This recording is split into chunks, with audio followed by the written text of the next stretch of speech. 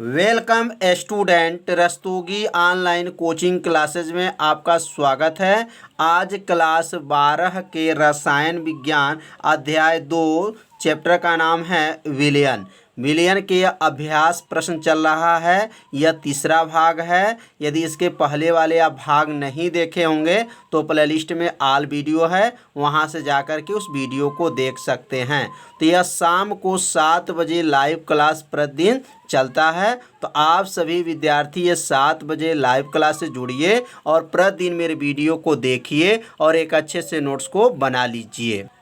तो पिछले भाग में प्रश्न नंबर 1 से लेकर के 6 तक के सभी प्रश्नों को हल करके बताया जा चुका है। आप उस वीडियो को ज़रूर देखिए। आज प्रश्न नंबर 7 से लेकर के आगे के सभी प्रश्नों को हल करके बताया जाएगा। तो एक एक लाइन क्वेश्चन को समझिए, जहां दिक्कत हो वहां पे क्या कीजिए, कमेंट कीजिए। तो प्रश्न नंबर 7 को अच्छे से पहले पढ़ा जाएगा, इसको नोट किया जाएगा और आपके पास अगर बुक है तो बुक से इस क्वेश्चन को क्या कीजिए, मिलान कर लीजिए। और जिसके पास बुक नहीं है तो इस क्वेश्चन को क्या करेंगे, नोट कर लेंगे अपने कॉपी में और अच्छे से इसको समझेंगे। जहाँ भी दिक्कत हो वहाँ पे क्या करेंगे, कमेंट करेंगे। तो अब एक क्वेश्चन नंबर 7 है 298 केल्विन, के का मतलब केल्विन पर कार्बन डाइऑक्साइड गैस की जल में विलयता के लिए हेनरी नियतांक का मान 1.67 × 10⁸ पास्कल,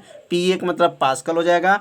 500 ml सोडा जल 2.5 ATM दाब पर बंद किया गया है। 298 केल्विन ताप पर घुली हुई कार्बन डाइऑक्साइड की मात्रा की गणना कीजिए। तो यहाँ पे जो है कार्बन डाइऑक्साइड गैस जो है कितनी मात्रा में घुला हुआ है, बंद है, तो 2.5 ATM दाब पर क्या है, बंद है। तो अब इसमें जो मान दिया गया है इस मान को पहले नोट करेंगे और नोट करने के बाद से जो पूछा गया उसको सूत्र को पता करेंगे और उस सूत्र पे भर देंगे, आंसर आ जाएगा। तो यहाँ सबसे पहले देखेंगे हेनरी नियतांक। तो हेनरी नियतांक को किससे प्रदर्शित करते हैं, तो यहाँ पर लिखेंगे हल, और हल लिखने के बाद से लिखेंगे हेनरी नियतांक को KH से प्रदर्शित करते हैं। किससे, KH से। तो KH का मान कितना है, तो 1.67 × 10⁸ क्या है, पास्कल है। तो यहाँ पर एक जो मान जो है क्लियर हो गया कि आपका मान कितना दिया गया, हेनरी नियतांक 1.67 × 10⁸ पास्कल। अब यहाँ 500 ml सोडा जल, तो जल का जो मात्रा है, आयतन दिया गया है 500 ml। तो जल का आयतन को किसे मात्रा को किसे दिखाएंगे, W से। W बराबर कितना दिया गया है, 500 ml। तो यहाँ लिख देंगे 500 ml। तो यहाँ पर W बराबर, क्योंकि जल है तो जल जो है विलायक होता है, तो विलायक का जो मात्रा होता है किससे दिखाते हैं, W से। 500 ml हो गया। उसके बाद से यहाँ लिख सकते हैं तीसरा मान दिया है सोडा जल 2.5 ATM दाब। दाब किससे दिखाएंगे, तो P से। तो P बराबर कितना दिया गया है, तो 2.5 ATM। अब एक ATM में कितना पास्कल होता है, तो यहाँ नोट कर लेंगे। यहाँ पे सूत्र याद रखेंगे, अगर आपको याद नहीं होगा तो इसको याद रखिएगा कि एक ATM जो होता है कितने बराबर होता है, तो एक ATM बराबर होता है 1.01 × 10⁵ पास्कल के क्या होता है, बराबर होता है। तो याद रखिएगा कि एक ATM 1.01 × 10⁵ पास्कल के बराबर होगा। अब यहाँ पर ATM को हटा देंगे और इसको किसको बदल देंगे, किसमें, पास्कल में। तो P बराबर 2.5 ATM हट जाएगा 1.01 × 10⁵ ये किसका मान भर दिए, तो ATM का हो गया। और ये मात्रक अब किस में हो गया, तो पास्कल में मात्रक हो गया। तो मात्रक पहले किस में था, ATM में था, अब मात्रक किस में हो गया, पास्कल में हो गया। अब यहाँ पर 3 मान तो क्लियर हो गया। अब यहाँ कार्बन डाइऑक्साइड की मात्रा पूछा जा रहा है, तो यहाँ लिखेंगे CO2 की मात्रा इसमें पूछा जा रहा है प्रश्न में। तो CO2 की मात्रा किससे प्रदर्शित करेंगे, इसे छोटा W से प्रदर्शित करेंगे, स्मॉल। तो अब जो है हमारा W का प्रश्नवाचक कर लेंगे।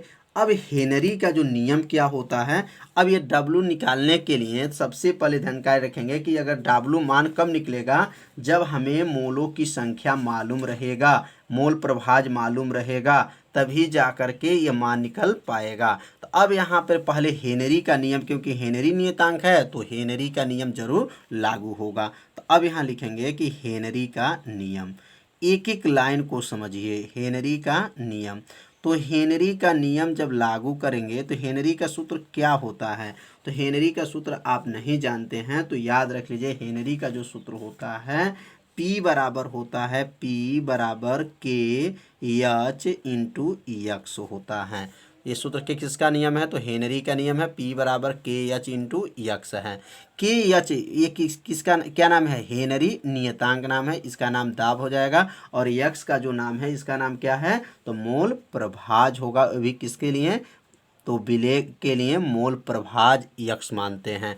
अब जो यहाँ पर है, अब यहाँ मान को भरेंगे तो P का मान जो है क्वेश्चन में दिया गया था, एक बार और देख लीजिए। P का मान और K का मान देख लेंगे।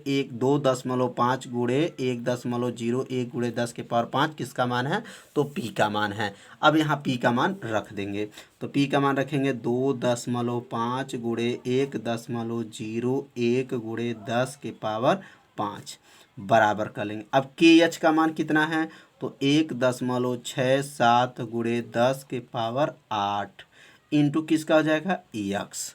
तो यहाँ पे जो है यक्स का मान नहीं दिया गया है, यहाँ पे यक्स का मान पहले निकालना पड़ेगा। अब जो है इसको लिखेंगे या का मतलब यह हो गया कि इसको पक्षांतर कर लेंगे। 1.67 गुणे 10 के पावर 8 इंटू यक्स बराबर, अब इसको जो है 2.5 गुणे 1.01 गुणे 10 के पावर 5।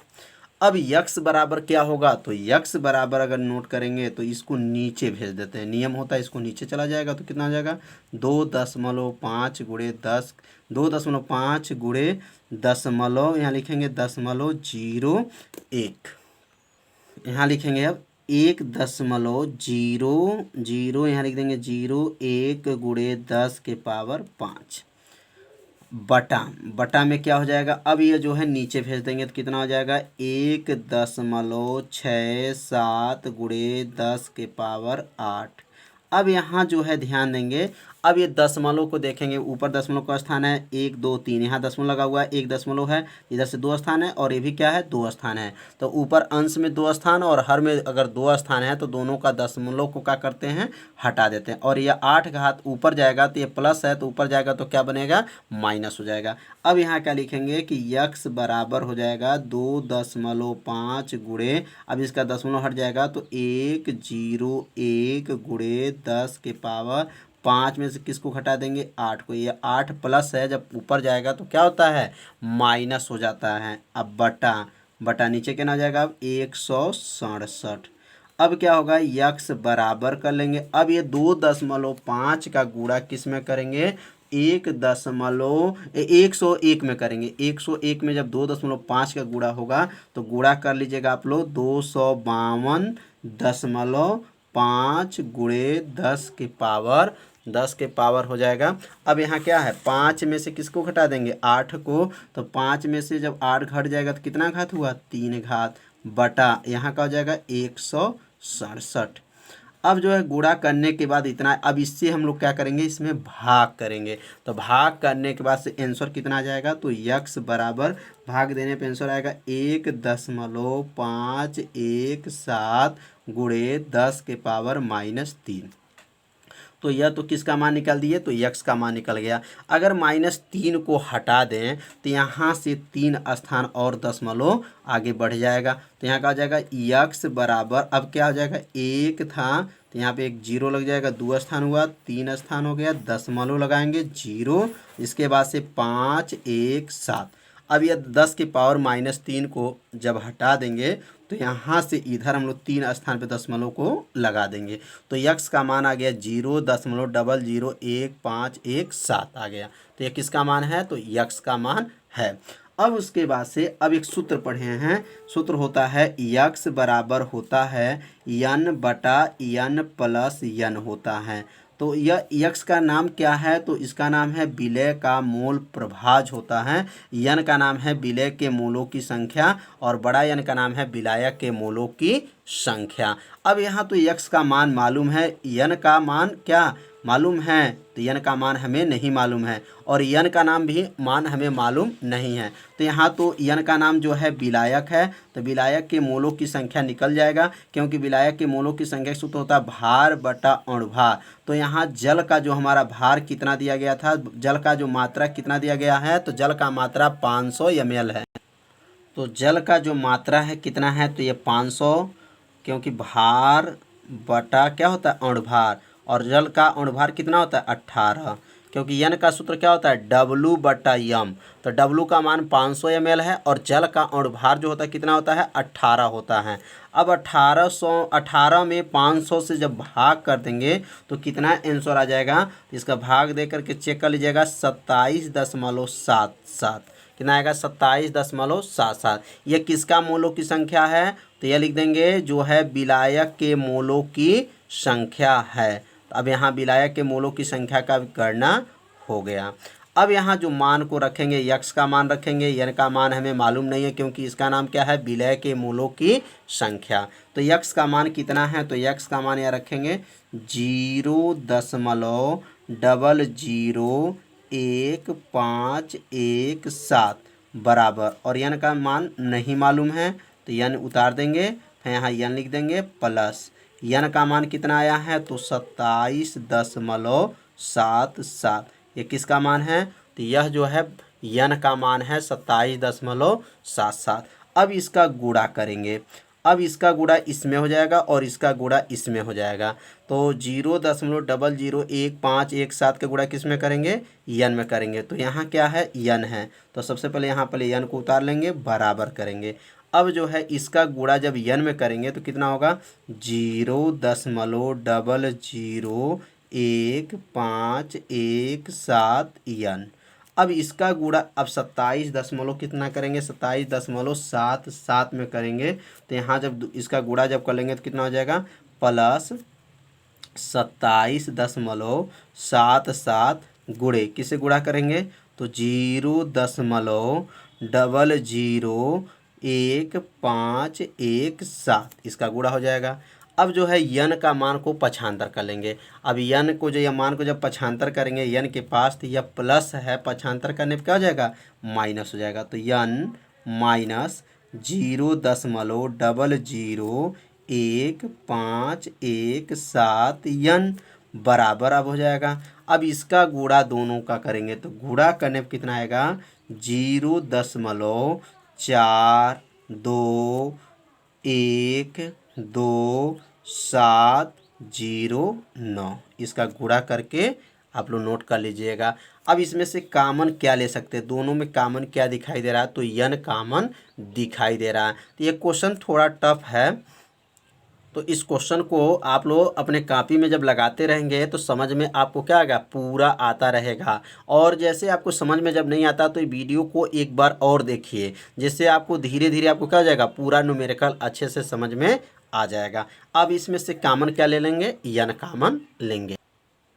तो यन इसमें से जब कामन हो जाएगा तो यहाँ क्या बचेगा? 1 माइनस 0.0011517 बराबर यहाँ का हो जाएगा 0.42122709। अब एक में से जब इसको घटा देंगे तो कितना होगा? अब एक में से जब इसको घटाएंगे तो यन गुणे, अब घटाने पर क्या आएगा? 0.998483 इतना आ जाएगा, बराबर कर लेंगे 0.42122709। अब यन बराबर कितना हो जाएगा? तो यन बराबर अब लिखेंगे 0.012122709 बटा में इसको भेज देंगे तो क्या होगा? 0.99848 3। अब इससे इसमें क्या करेंगे, भाग करेंगे। तो जब भाग करेंगे तो इसका आंसर कितना आएगा, तो भाग देने पर आंसर आ जाएगा 0.0422। अब यहाँ लिख देंगे मोल। यह किसका मान निकल गया, तो यह है विलय के मोलों की संख्या। तो अब यहाँ भार जो है विलय की मात्रा निकालना था, तो सूत्र होता है N बराबर W/M होता है। क्या होता है, N बटा W बटा क्या होता है, M होता है। तो N का तो मान निकल गया यहाँ पर, तो N का मान 0.042 यहाँ लिख देंगे। भार हमें पूछ रहा है और M का नाम है अणुभार। तो कार्बन डाइऑक्साइड का अणुभार क्या होता है, तो यहाँ निकाल सकते हैं CO2 का अणुभार। तो अणुभार इसका कितना होगा, तो यहाँ C का क्या होता है, तो C का जानते हैं 12 होता है प्लस 2 गुणे 16। अब यहाँ लिखेंगे 12 प्लस 16 दूना 32, 32 12 जोड़ेंगे कितना होगा 44। अब कितना गया 44 हो गया। मैंने CO2 का अणुभार कितना होता है, तो 44 होता है, क्योंकि C का 12 प्लस 2 गुणे 16 मैंने O का 16 होता है। 16 में गुणा करेंगे 32, 32 में 12 जोड़ लेंगे 44। अब यहाँ मान रख लेंगे, तो N का मान क्या रखेंगे 0.0422 N का मान हो गया। W का मान हमें मालूम नहीं है और M का मान कितना है, तो 44 है। अब इसमें गुणा कर लेंगे 44 से। जब 44 से गुणा कर लेंगे तो कितना आंसर आ जाएगा 0.0422 का गुणा किस में करेंगे, तो 44 में करेंगे। और गुणा करने के बाद से जो आंसर आएगा वही क्या हो जाएगा, इसका भार निकल जाएगा। 1.857 ग्राम इसका क्या हो जाएगा, आंसर हो जाएगा। यही क्या हो गया आंसर। तो सवाल जो है थोड़ा सा क्वेश्चन जो है टफ है, लेकिन इसे अपने कॉपी में जब लगा लेंगे तो आपको धीरे धीरे पूरा क्या जाएगा, समझ में आ जाएगा। तो प्रश्न नंबर 7 आपको अच्छे से समझ में आ गया होगा। नहीं समझ में आ रहा होगा तो कमेंट कीजिएगा कि हमें समझ में नहीं आ रहा है, लेकिन हम सरल अभी भाषा में आपको बता रहे हैं। अब इतना आसान भाषा में लगभग कोई यूट्यूबर नहीं बताए हैं। आप लोग अगर पढ़ते होंगे तो पता कीजिएगा, इतने सरल भाषा में बताए हैं कि जिससे आपको अच्छे से क्या हो जाए, समझ में आ जाए। तो प्रतिदिन ये 7 बजे आप लोग वीडियो देखिए। अब हम लोग सीखेंगे प्रश्न नंबर 8। तो क्वेश्चन नंबर 8 है 350। ध्यान दीजिए, 350 केल्विन पर शुद्ध द्रवों A तथा B, यहाँ पर A तथा क्या है B के वाष्प दाब क्रमशः 450 एवं 700 mmHg है। तो यहाँ जो वाष्प दाब A और B का कितना कितना दिया गया है, तो 450 एक है और एक 700 mmHg है। यदि कुल वाष्प दाब 600 mmHg हो तो द्रव मिश्रण का संगठन ज्ञात कीजिए, साथ ही वाष्प प्रवस्था का भी संगठन ज्ञात कीजिए। तो इसमें जो है आपका 2 प्रश्न पूछा गया है। पहला जो है द्रव मिश्रण का संगठन और दूसरा साथ में वाष्प प्रवस्था का संगठन भी ज्ञात करना है। तो यहाँ पे सबसे पहले ध्यान देंगे कि मान क्या क्या दिया गया है, पहले इसको नोट कर लेंगे। तो यहाँ लिखेंगे पहले हल, और हल लिखने के बाद से क्वेश्चन को आप लोग देखते रहिए। जहाँ दिक्कत हो वहाँ क्या कीजिए, कमेंट कीजिए। अब यहाँ लिखेंगे हल। अब जो यहाँ पे 450 पहला जो हमारा मान दिया गया है PA, यहाँ ऊपर लिख देंगे आपका 0। P1 मतलब इसको कहेंगे वाष्प दाब, मतलब वाष्प दाब का जो हमारा मान पहला A का वाष्प दाब का मान कितना है, तो 450 है। 450 mmHg है। तो ये A के लिए हो गया। अगर B के लिए लिखेंगे तो क्या लिखेंगे, यहाँ पर PB और यहाँ ऊपर 0 लिख दीजिएगा, बराबर ये कितना हो जाएगा 700 mmHg। यह वाष्प दाब हो गया। वाष्प दाब को किसे P के ऊपर 0 से प्रदर्शित करते हैं, तो A का वाष्प दाब और ये B का वाष्प दाब। अब यहाँ लिखा है कुल वाष्प दाब, तो कुल वाष्प दाब किससे दिखाएंगे, P से। तो P बराबर के ना दिया गया है, तो 600 mmHg। यह 3 मान तो क्लियर हो गया। अब द्रव मिश्रण का क्या याद कीजिए, संगठन। इसका मतलब XA बराबर प्रश्नवाचक यक्स बी बराबर प्रश्नवाचक, और यहाँ लिखेंगे, और यहाँ साथ में वाष्प प्रवस्था मतलब वाई ए बराबर भी प्रश्नवाचक और वाई बी बराबर भी क्या करेंगे, प्रश्नवाचक। इसमें 4 प्रश्न आपको लगाना है, तो बारी बारी से एक एक को समझेंगे। तो अब हम लोग पहला अब यहाँ नीचे लिखेंगे, अब ये अनुमान को नोट कर लीजिए पहले। अब उसके बाद से जब हम आगे बढ़ेंगे तो सूत्र होता है कुल दाब का। यहाँ लिखेंगे कुल दाब बराबर होता है, कुल दाब किससे प्रदर्शित करेंगे तो P से, तो P बराबर क्या होगा, PA प्लस PB। यानी कुल दाब किसका होगा, PA प्लस PB। अब PA का सूत्र क्या होता है, तो यहाँ लिखेंगे चूंकि PA बराबर होता है PA ऊपर 0 घात इंटू यक्स ए होता है। यक्स ए का नाम क्या है, तो मोल प्रभाज, ए के लिए मोल प्रभाज कहेंगे, और पी ए के ऊपर ये 0 लिखा गया तो इसका नाम है ए का वाष्प दाब है। तो यहाँ पर अगर इसी प्रकार अगर हम यहाँ पी बी का बनाते हैं तो सूत्र क्या बनेगा, पी के ऊपर 0 हो जाएगा, यहाँ पे बी हो जाएगा इंटू यक्स बी हो जाएगा।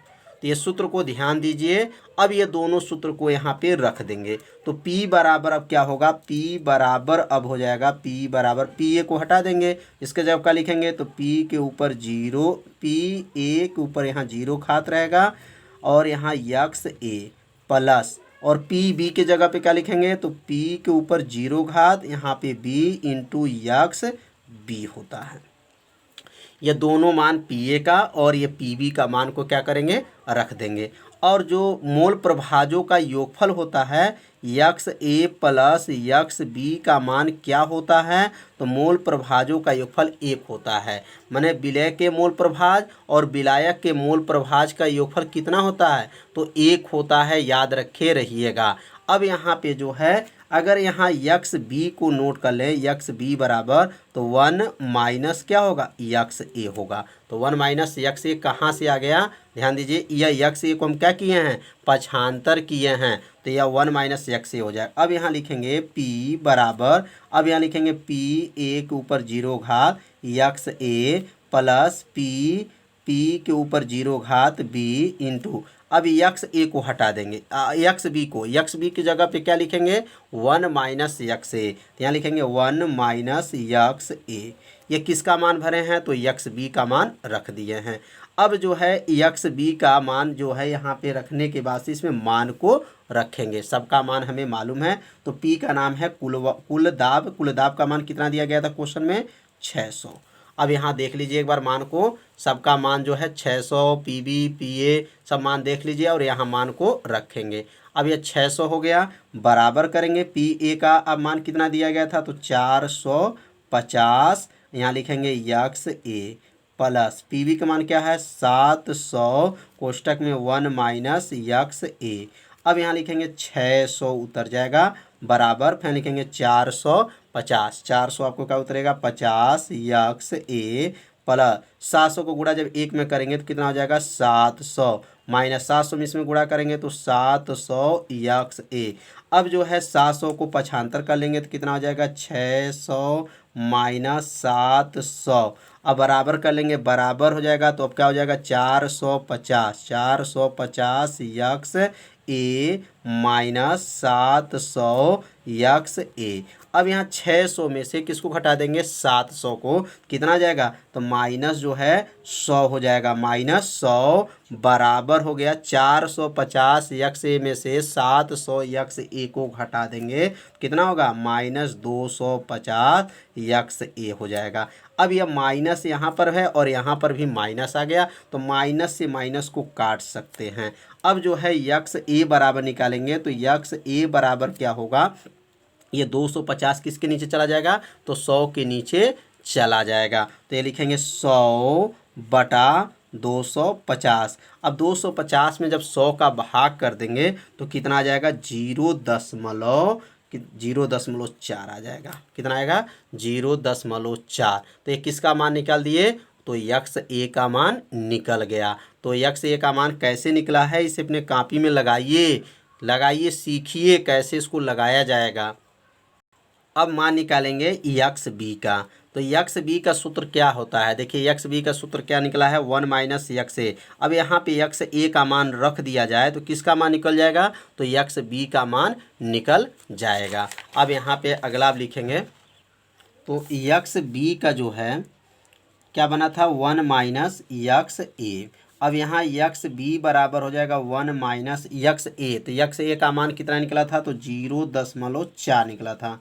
तो यक्स बी का मान कितना आ जाएगा, तो एक में से जब 0.4 घटा देंगे तो 0.6। तो यहाँ निकल गया किसका मान, यक्स बी का मान निकल गया। तो दो मान तो समझ में आ गया। अब हम लोग तीसरा मान को निकालना सीखेंगे कैसे निकाला जाता है। तो सूत्र होता है, ध्यान दीजिए, पी ए का सूत्र क्या बताए हैं, तो पी ए के ऊपर 0 घात यक्स ए होता है। अगर यहाँ पर P, अगर यहाँ B का सूत्र क्या बनेगा, तो P के ऊपर 0 घात, यहाँ बनेगा आपका B इंटू यक्स बी बनेगा। ये दोनों को ध्यान दीजिए सूत्र को। अब यहाँ मान निकाल के पहले PA का मान निकालेंगे। तो PA बराबर, अब ये PA के ऊपर जो 0 घात का मान कितना दिया गया था क्वेश्चन में, तो 450, और यक्स ए का मान निकाले हैं, कितना निकला था, 0.4। अब ये दोनों का जब गुणा करेंगे तो पी ए बराबर जब 450 0.4 का जब गुणा कर लेंगे तो गुणा करने पर कितना आ जाएगा, 180 यम एच जी आ जाएगा। इसी प्रकार अगर यहाँ पे निकालते हैं पी बी बराबर, तो यहाँ पर पी बी का मान कितना निकला था, तो पी बी का मान 700, और यक्स बी का मान निकला है 0.6। अब इसका जो गुणा कर लेंगे तो कितना आ जाएगा, 420 यम एच जी। तो समझ में आ रहा होगा ये पी ए पी बी क्यों निकाले हैं। अब यहाँ सूत्र जब लिखेंगे तो आपको पूरा समझ में आ जाएगा। अब यहाँ लिखेंगे गैसीय अवस्था में, गैसीय अवस्था में मोल प्रभाज, इसका सूत्र क्या होता है, तो गैसीय अवस्था में मोल प्रभाज का सूत्र होता है आंशिक दाब बटा कुल दाब। ये सूत्र को याद रखिएगा। तो अगर यहाँ यक्स वाई ए का मान निकालते हैं तो आंशिक दाब का प्रयोग कितना करेंगे, तो आंशिक दाब का प्रयोग 180 करेंगे। तो यहाँ लिखेंगे वाई ए बराबर हो जाएगा 180, और कुल दाब क्वेश्चन में कितना दिया गया था, तो 600 0 काट देंगे, 60 से इसमें भाग कर लेंगे तो वाई ए का मान कितना आ जाएगा, 0.3। तो वाई ए का मान कितना आ गया, 0.3। अब यहाँ मोल प्रभाजों का योगफल कितना होता है, तो वाई ए प्लस वाई बी बराबर होता है 1। तो वाई ए का मान निकला है, तो वाई ए का मान 0.3 प्लस वाई बी बराबर 1। अब 0.3 को पक्षांतर कर देंगे तो वाई बी का मान निकल जाएगा 1 माइनस 0.3।